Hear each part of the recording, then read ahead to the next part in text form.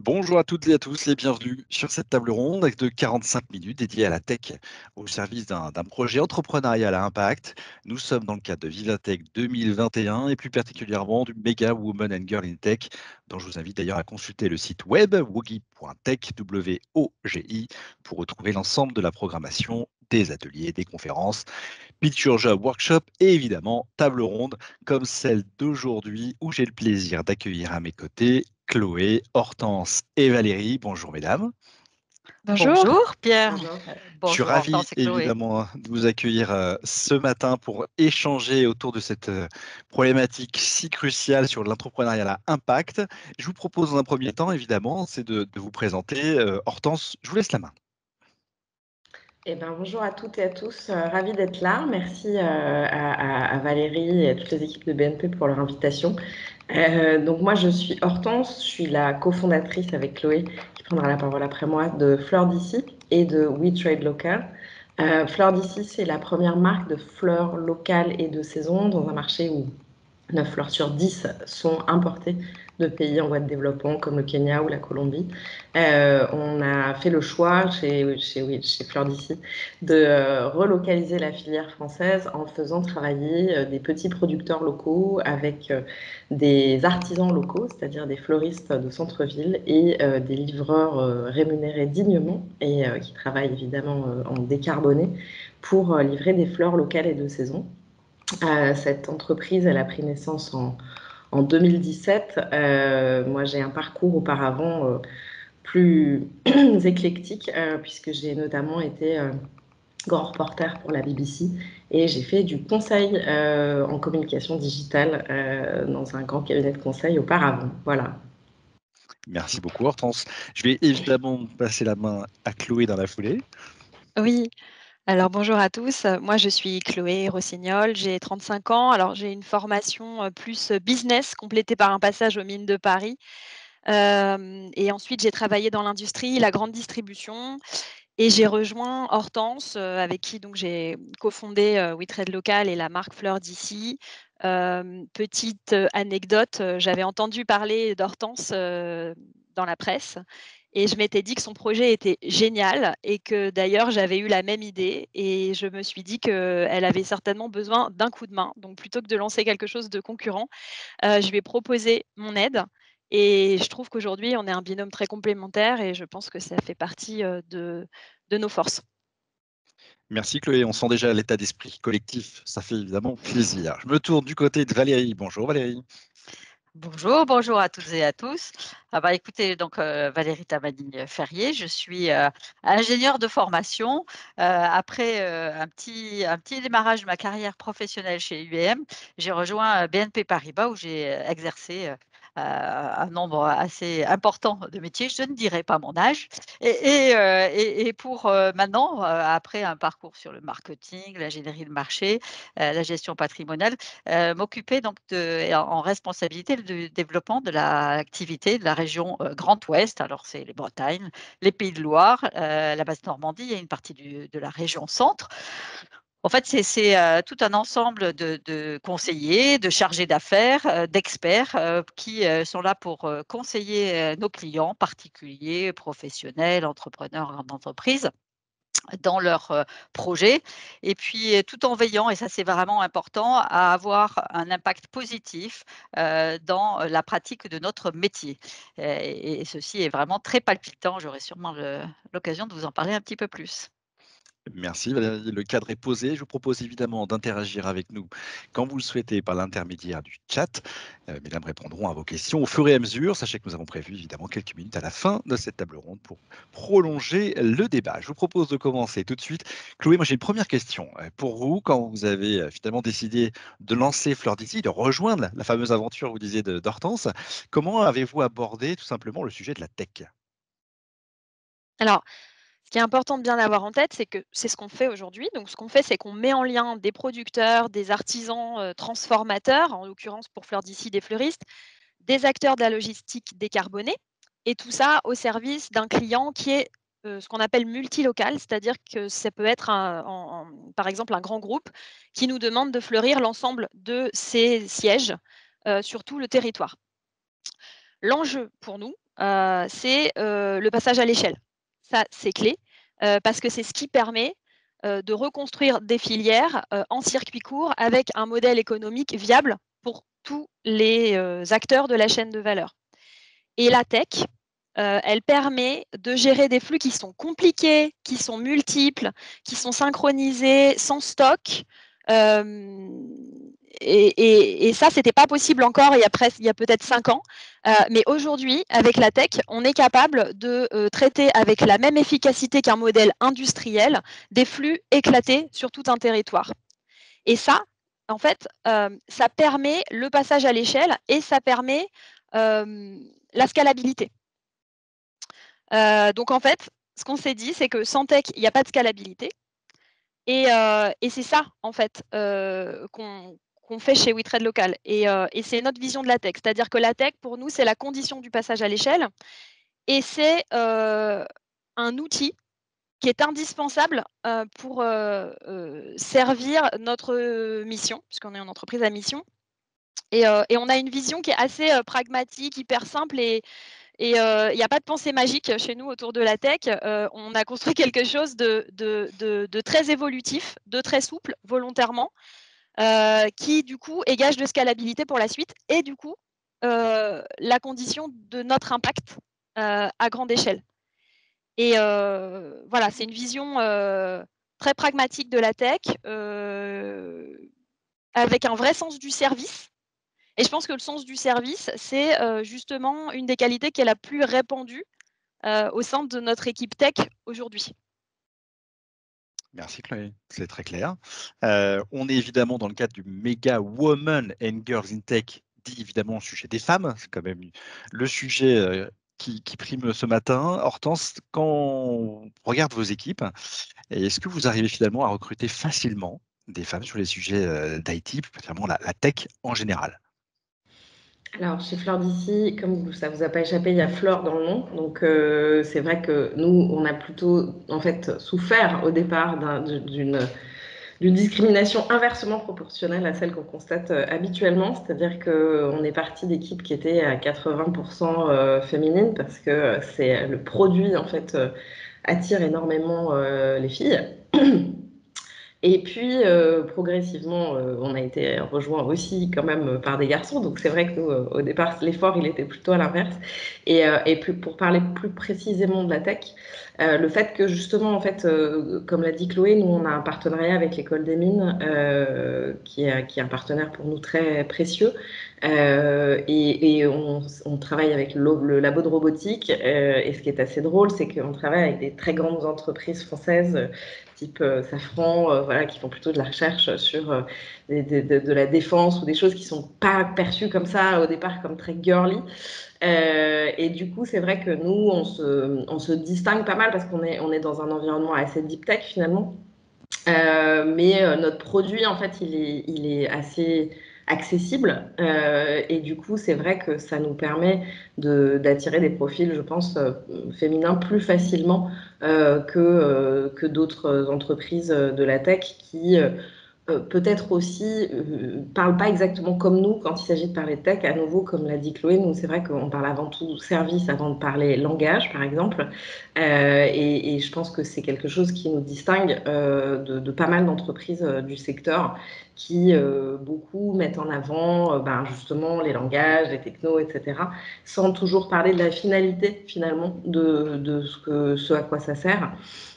Et peut-être que c'est un peu plus, rébarbatif pour certains profils que de parler de la finalité. Donc nous, on s'est évertué justement alors, sur les profils tech. Progressivement, plus on a gagné en crédibilité, plus on avait d'hommes qui rentraient dans nos équipes. Donc ça, c'était bien.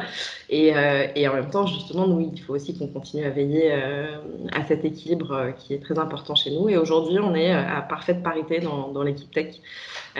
Donc, on a autant de filles que de garçons. Bravo. Un très bel exemple, évidemment, de mixité. Vous en avez très peu parlé, évidemment, mais c'est par humilité et je vous en remercie. On a parlé de Fleur d'ici légèrement, mais on va quand même parler du succès. parce que c'est un véritable succès, Fleur d'ici. Et moi, j'ai besoin, si vous acceptez avec nous, de partager ce matin quelques conseils. Comment vous avez réussi à aller chercher une telle levée de fonds qu'on dit successful, comme vous avez réussi à faire avec Fleur d'ici?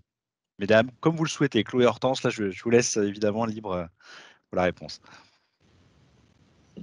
Chloé, tu veux y aller? Moi, je vais répondre quelque chose de très, très opérationnel, évidemment. C'est plus mon tropisme. Et en fait, tout simplement, avec un modèle économique.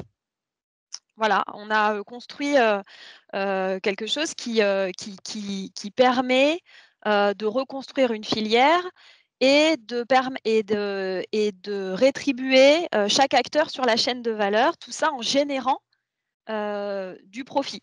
Mais et je pense que le fait d'arriver à proposer quelque chose qui soit à la fois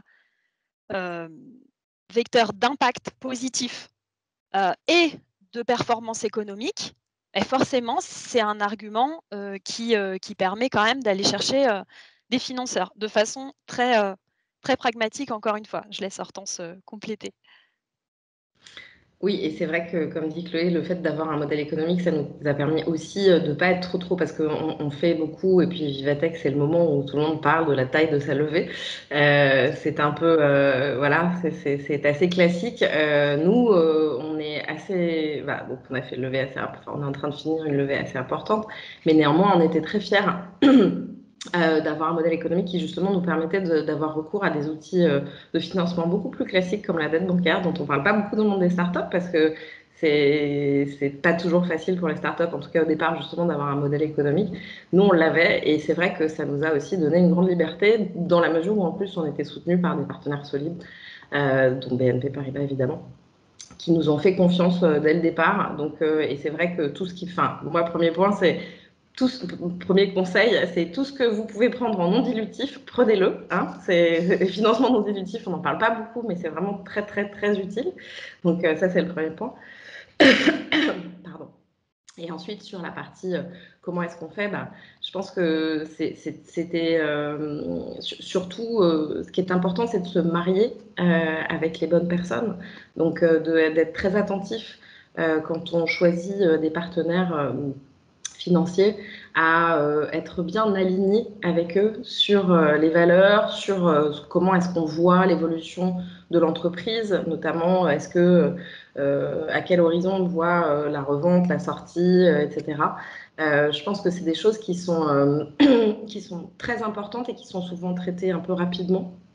Or, je pense que c'est la clé de la bonne entente finalement, parce que, comme on dit toujours, le jour de son mariage, tout le monde s'entend bien, mais c'est dans la vie et après qu'il faut qu'on s'entende bien. Donc c'est vraiment essentiel de choisir les bonnes personnes avec lesquelles se marier. On est bien d'accord. Également essentiel de choisir son binôme. On sent que vous avez trouvé le binôme parfait pour Fleur d'ici. Je reviens juste sur le financement non dilutif. Effectivement, pour ceux qui nous écoutent, hein, on est principalement un regroupement aide publique, concours, prêts, subventions, crowdfunding, crowdlending, etc. Est-ce que vous pouvez nous préciser un petit peu sur quel financement vous avez fait appel, vous, de votre côté? Oui, donc de la dette bancaire, principalement, comme le disait Hortense, même avant de lever des fonds, et donc ça c'est très précieux. Ensuite, des prêts destinés à l'innovation. En fait, nous, on a la particularité évidemment de faire beaucoup de R&D qui nous permet de créer toutes les conditions favorables pour anticiper notre croissance qui est hyper rapide. Et donc, le BPI France notamment, avec des dispositifs spécialisés pour la recherche et développement, nous ont permis de nous financer. Voilà, Ouais. principalement. Ça me permet évidemment de faire un lien avec Valérie. Valérie pour BNP Paribas, bien entendu. La question, Valérie, elle est assez simple, mais finalement, concrètement, on a parlé de financement non dilutif. Que font les banques, et notamment, bien sûr, BNP Paribas, pour faciliter cet entrepreneuriat à impact? L'activité des banques sur cette thématique fait preuve de toute façon de nombreuses initiatives et je peux presque dire que déjà dans le cadre de la crise sanitaire, on avait vraiment eu un rôle d'accompagnement des banques qui a été vraiment salué dans la façon dont ils avaient soutenu l'économie.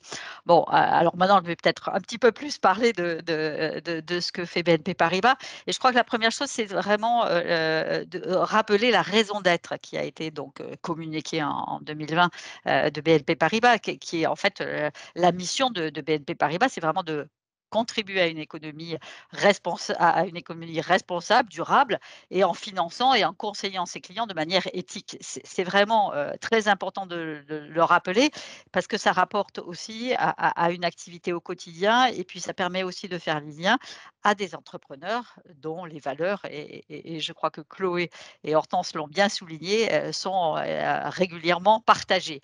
Alors, concrètement, qu'est-ce que ça veut dire? Si on parle d'accompagnement au quotidien, on va donc accompagner ces entrepreneurs et entrepreneuses et pour cela, on a développé plusieurs approches transverses qui complètent en fait un réseau de chargés d'affaires. Et ces approches transverses, en fait, ce sont des dispositifs, des programmes qui peuvent être proposés, selon le profil, hein. On a une approche entrepreneuriat innovant, une approche entrepreneuriat féminin et puis une approche entrepreneuriat impact et finalement tout ceci, ça peut aussi se combiner, sans exclusion, selon la typologie et le modèle, de l'entrepreneur ou de l'entrepreneuse. Alors si je donne quelques exemples parce que c'est toujours plus parlant, pour aider une ou porteuse de projet à impact, hein, ou une porteuse de projet à impact. On a déjà un dispositif qui s'appelle Act for Impact. Ce sont des chargés d'affaires qui sont disséminés un peu partout en France. Donc, il y en a plus de 100. Ces chargés d'affaires sont formés, parce que ça c'est important de bien comprendre les enjeux de l'entrepreneuriat social et solidaire. Et puis, ils sont formés notamment sur l'analyse de l'activité, une approche spécifique de la rentabilité, comme l'ont dit Chloé et Hortense, c'est vraiment très important.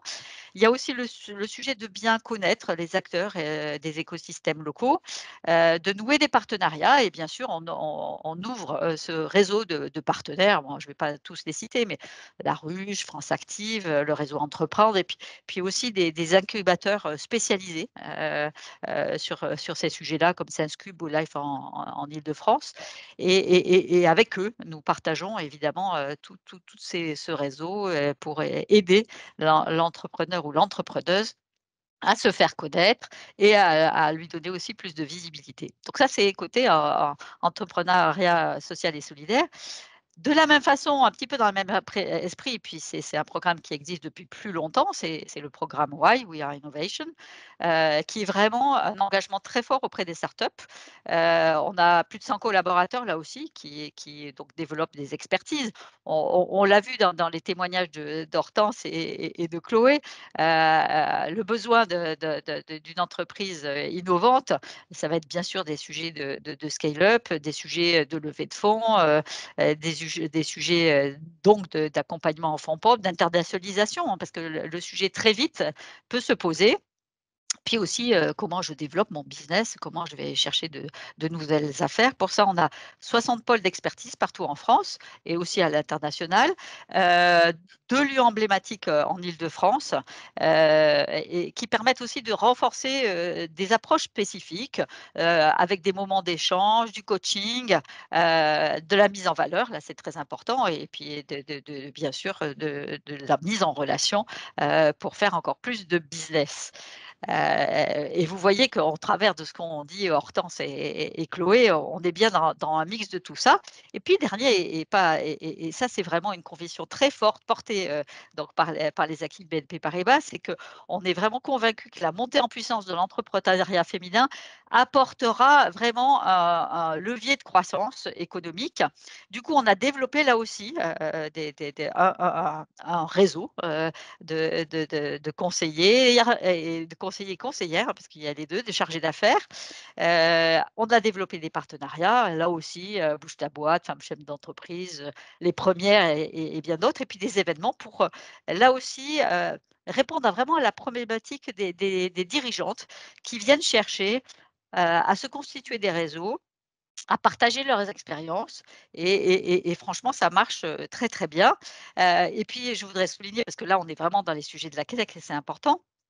On a une dernière initiative là qui vient de démarrer avec le lancement de la première promotion de The Galleon Project et Connectors by BNP Paribas, qui a permis et qui va permettre à 14 startups de la tech, donc représentées par des femmes, d'intégrer le réseau de Gallion et puis pendant 1 an, effectivement, les accompagner. Alors, principalement, on a autour de ces 14 startups des secteurs comme la santé, l'agriculture, le zéro déchet, la cybersécurité et dont vraiment, dans leur modèle, l'innovation est vraiment au cœur de l'activité. Donc, vous voyez, tous ces dispositifs-là peuvent se mélanger et donnent beaucoup de sens et permettre de bien proposer, un grand choix multiple, aux entrepreneurs, à impact.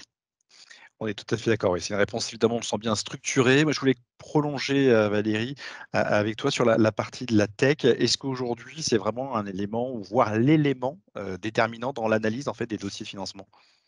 Alors écoute, Pierre, sur ce sujet, de manière générale, enfin, je vais reformuler, quand on a une demande de financement, la première chose, c'est pas la tech. La première chose, c'est de comprendre le besoin. Est-ce que c'est un investissement pour, transformer le modèle opérationnel? On a vu, est-ce que c'est est-ce que c'est un financement pour, faire effectivement un passage à l'échelle? Est-ce que c'est pour développer un nouveau business? Est-ce que c'est pour acquérir un nouveau business? Donc, le banquier, appuyé par des politiques de crédit spécifiques, avec des analyses crédit qui sont formées spécialement sur des problématiques telles que les entrepreneurs à impact ont. On va essayer d'analyser ces enjeux-là.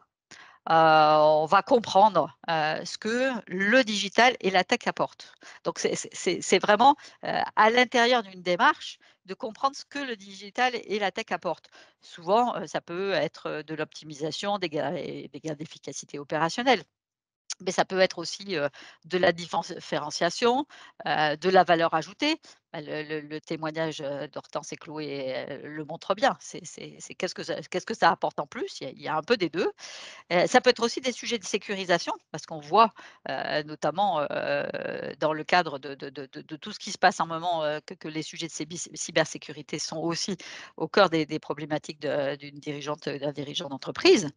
Donc ces points-là sont vraiment importants et donc de comprendre si les investissements dans la tech, et dans la façon dont le besoin a été annoncé, permettent tout ça et donc de valider un petit peu le modèle. Pour moi, en fait, le sujet majeur, c'est de se dire que l'innovation, c'est pas une option, c'est vraiment un moyen, c'est une nécessité, et que cette nécessité technologique, elle est là pour transformer en profondeur. Donc bien comprendre, comment l'entreprise est embarquée dans cette démarche-là et donc pour les banquiers, parce que les banquiers aussi sont confrontés à ça, mais aussi pour chaque entreprise, on est vraiment, voilà, très liés à comprendre comment, la tech, l'innovation, cela transforme l'entreprise, les nouveaux usages et mais aussi ça comment ça transforme l'entreprise de l'intérieur dans la façon dont les équipes, fonctionnent au quotidien et c'est ce qu'on va essayer de faire, de comprendre dans le mode de et la demande faite en termes de financement. Merci Mélanie. Je vais revenir auprès de d'Hortense et Chloé. Il y a environ, 3 semaines, hein, vous me direz si je me trompe, le Figaro vous nommait et on les comprend, les fleurs du bien. Évidemment, on partage cette remarque, on est bien d'accord. Moi, je voudrais profiter de votre présence et tenter ma chance. Est-ce qu'en exclu ou pour un petit peu de buzz, on peut parler un peu de la suite de Fleur d'ici, de son évolution? Est-ce qu'il y a également des sujets tech ou des évolutions, tech dans les prochains mois ou trimestres? Je vais commencer la réponse et puis je laisserai Chloé élaborer sur la partie peut-être plus technique. En fait, donc oui, sur la base de ce qu'on a réussi à faire avec la filière des fleurs, c'est-à-dire à relocaliser éclater, comme disait Chloé, enfin dissocier en tout cas les logiques de production, des logiques de data, et donc de conformité et de cahier des charges, etc., de qualité. On est aujourd'hui en train de regarder comment appliquer ce savoir-faire et cette tech à d'autres filières qui sont tout autant concernées par les problématiques de relocalisation, dont notamment la filière agroalimentaire, bien sûr, puisque aujourd'hui, les circuits courts, ça représente même pas 5% des volumes sur toute la partie matières premières brutes dans le domaine de l'alimentaire. Or, 80 et quelques, je crois que c'est près de 90% des Français déclarent qu'ils souhaiteraient manger plus local. Donc voilà, donc il y a cette question de comment est-ce qu'on va réussir à réconcilier cette anomalie de marché, puisqu'il y a de la matière première en local, il y a des artisans transformateurs en local, et voilà, et on pourrait peut-être essayer de proposer aux consommateurs des produits un peu plus vertueux et sourcés localement, mais pour ça, ça demande effectivement d'appliquer notre process, on va dire, à ces filières-là. Chloé, si tu veux expliquer plus avant. Oui, effectivement, le principe de la diversification, si on le regarde d'un point de vue tech pur, au-delà de la méthodologie donc, et de ce qu'on construit avec nos partenaires et des relations humaines avec chacun d'eux qui sont quand même aussi cœur dans notre métier, si on le regarde vraiment d'un point de vue technologique et vraiment purement digital, c'est un sujet d'abstraction. Voilà, donc c'est un sujet nous, c'est vraiment très important chez nous. S'il y a des personnes qui sont intéressées un jour pour nous rejoindre, je le dis, c'est hyper clé. Tout ce qu'on construit, on le construit en se demandant comment demain, ça pourrait aussi s'appliquer à d'autres modèles, d'autres métiers qui ne sont peut-être même pas encore existants à date. Et donc, cette exigence d'abstraction, c'est-à-dire de création de quelque chose qui puisse être adaptable le plus possible et qui respecte le plus possible les usages qui se font dans les usages et pas qui imposent une certaine façon de travailler, c'est hyper important pour nous. Et c'est ça qui aujourd'hui, qui a été notre vraiment le cœur de nos efforts depuis le début et qui aujourd'hui nous permet de diversifier en s'appuyant toujours sur le même cœur tech, et en ayant du coup des gains de productivité très importants et un développement fluide pour les prochaines années. C'est, je pense quelque chose qui est vraiment clé et qui nous définit bien et qui nous oblige à mettre un niveau d'exigence très important dans la qualité du code qu'on demande à nos équipes. Alors même si évidemment on sait désormais tous, Flow-DC c'est une véritable réussite, je vais m'appuyer sur la question d'Aline dans le chat qui précise que est-ce que dans votre parcours d'entrepreneur tech, est-ce que vous avez des conseils à donner sur des étapes clés de votre développement, sur des choses peut-être que vous auriez fait tout simplement autrement? Je pense que, merci pour la question, effectivement, je trouve qu'on apprend beaucoup plus des échecs des autres que de leur réussite, donc je partage tout à fait ce genre de pratique. Clairement, il y a quelque chose où on est, comme vous l'avez compris, on ne parle pas de tech comme beaucoup de startups le font. C'est-à-dire que comme on n'est pas fasciné par ça, et qu'on considère que c'est vraiment un outil au service du projet et de l'impact du projet, de la scalabilité, comme a dit Chloé, c'est vrai qu'on parle une langue peut-être un peu trop simple et trop compréhensible, et je pense que ça nous a desservi dans la perception de la dimension tech justement du projet. C'est-à-dire que comme on a préféré parler impact et service et pas Java ou je sais pas, enfin voilà, ou Python ou voilà, c'est ce qui est souvent l'apanage des startups qui font un peu la compète sur genre quel langage, tel techno, etc. Parce que bien sûr, il y a des enjeux de recrutement derrière, d'avoir les meilleurs dans ces équipes sur cette partie-là. Et nous, on a toujours fait le pari de se dire que c'était avant tout la finalité du projet, finalement, qui allait attirer les gens et pas parce qu'on allait utiliser la dernière techno à la mode, parce que bon, la tech, c'est comme tout, il y a beaucoup de phénomènes de mode et donc avec la réinvention de la roue permanente, hein, mais les gens sont souvent trop jeunes pour oublier que les choses ont déjà été faites, ce qui n'est pas notre cas, parce qu'on est quand même un peu vieille. Donc voilà, donc je pense qu'il y a aussi ces questions-là. Donc oui, je pense que pour répondre à la question, je pense qu'on aurait peut-être pu parler plus comme des ingénieurs et moins comme, je ne sais pas, des politiques ou des gens engagés. Peut-être que ça aurait pu nous faire gagner du temps. Ou en tout cas nous simplifier la vie parce que ça aurait été plus dans le cadre de ce que les gens attendent et ce à quoi ils sont habitués. Donc peut-être ça. Chloé, je ne sais pas si ça t'évoque autre chose.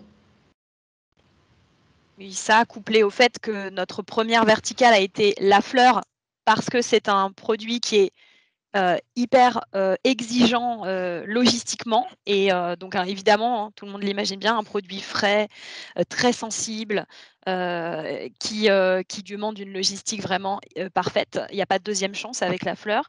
Et qui nous avait poussé à nous dire, si ça marche sur une filière comme celle-ci, alors ça peut fonctionner sur n'importe quoi.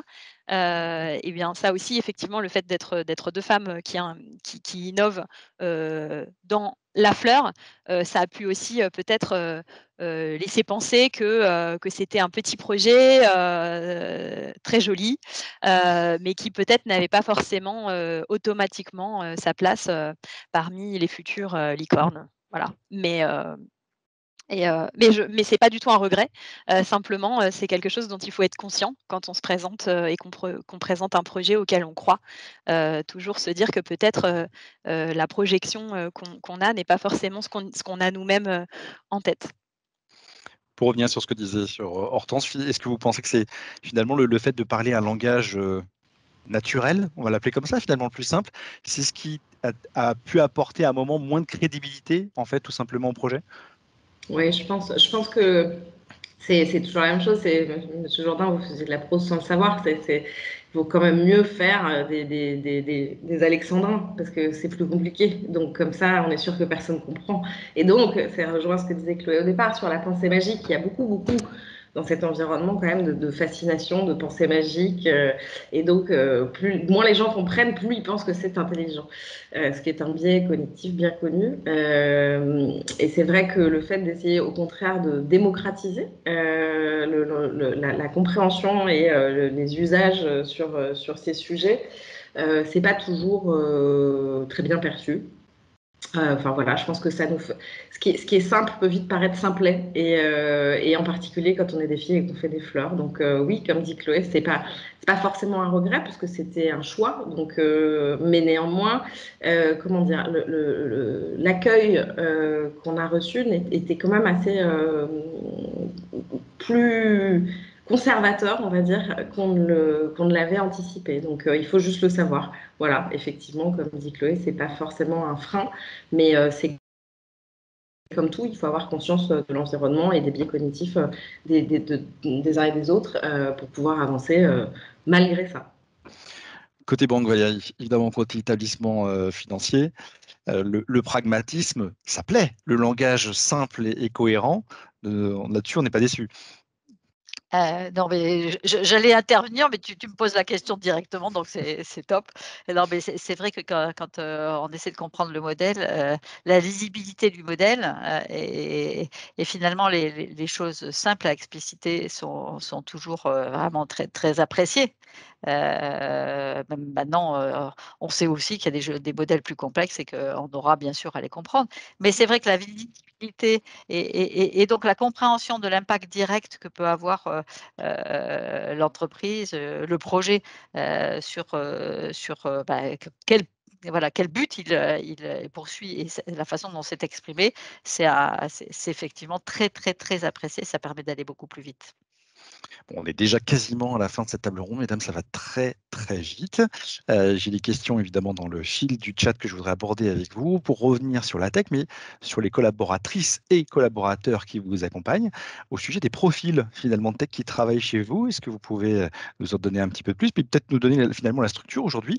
Combien de salariés sont à vos côtés? Tu réponds, Chloé? Alors aujourd'hui, on est une vingtaine de personnes. On est 21 personnes exactement. On est en train de passer à 40 d'ici la fin de l'année. Et puis, je pense 20 personnes supplémentaires sur l'année 2022.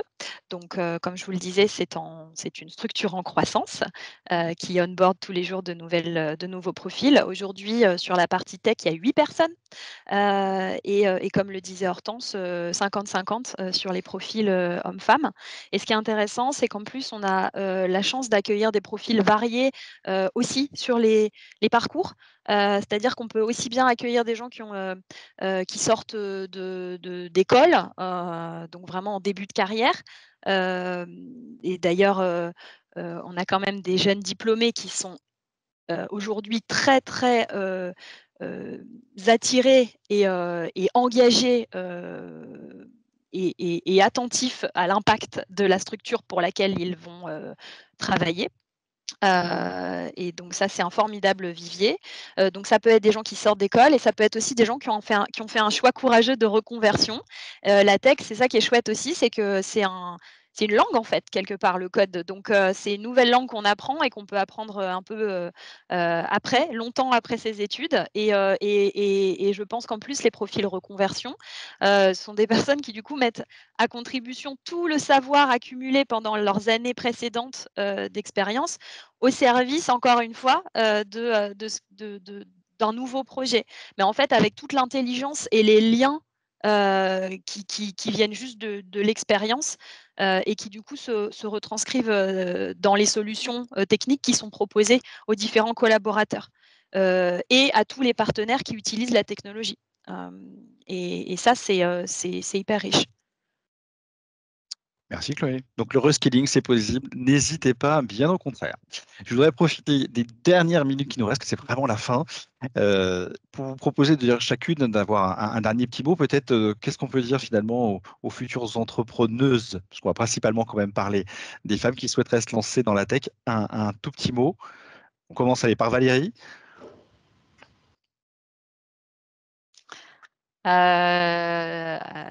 S'entourer.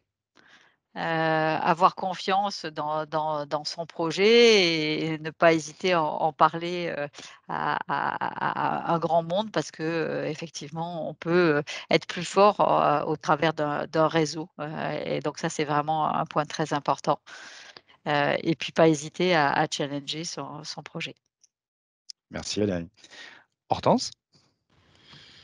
Bah, oui, effectivement, comme vient de le dire Valérie, s'entourer, c'est clé. Je pense que il y a aussi il faut démystifier en fait les métiers de la tech. C'est-à-dire que je pense que on en a une conception comme quoi des espèces de petits génies de la tech, des geeks qui travaillent dans un garage, etc. Mais pas du tout, en fait. Enfin, je veux dire, les métiers de la tech, ils sont extrêmement diversifiés, de la data à l'intelligence artificielle. Enfin, voilà, il y a vraiment plein de choses dans les métiers de la tech. Donc je pense qu'il faut quitter cette vision un peu biaisée, comme quoi c'est quelque chose de très, justement, complexe, abscon. Enfin voilà, je pense qu'il faut, il faut réussir comment dire, à humaniser, dans le sens humanities, comme disent les Anglais, qui, quand on parle de faire des études littéraires, disent humanities. Donc voilà, apporter peut-être un peu de dimension littéraire à ces métiers pour qu'ils soient peut-être plus attractifs pour les femmes. Voilà, et surtout se dire que comment dire, la tech, c'est pas forcément écrire des lignes de code et inventer un nouveau code. Il y a plein d'autres choses. Bon, le message est passé, vous n'êtes pas obligé d'être dans le fond de votre garage pour vous lancer dans la tech. Chloé, pour terminer. Oui, moi je dirais juste de bien se rappeler que les métiers de la tech, du code et les softwares à l'origine étaient occupés par des femmes. Donc c'est un métier qui est à l'origine féminin, qui ensuite a évolué vers dans une autre direction, mais pourquoi pas revenir à ce qui se faisait avant. Enfin, en tout cas, il n'y a pas d'antinomie du tout. Merci beaucoup, mesdames, d'avoir pris du temps ce matin pour partager avec nous votre retour d'expérience. J'invite celles et ceux qui nous ont écoutés en live ou qui nous écouteront en replay à prolonger l'aventure sur le site wogi.tech, wogi.tech, dans le cadre des événements autour du Mega Women and Girls in Tech. Merci beaucoup, mesdames. Passez une belle journée. Merci. Merci. Merci à tous. À très bientôt. Merci Pierre, au Bonne revoir. journée. Merci, au revoir. Merci à toutes.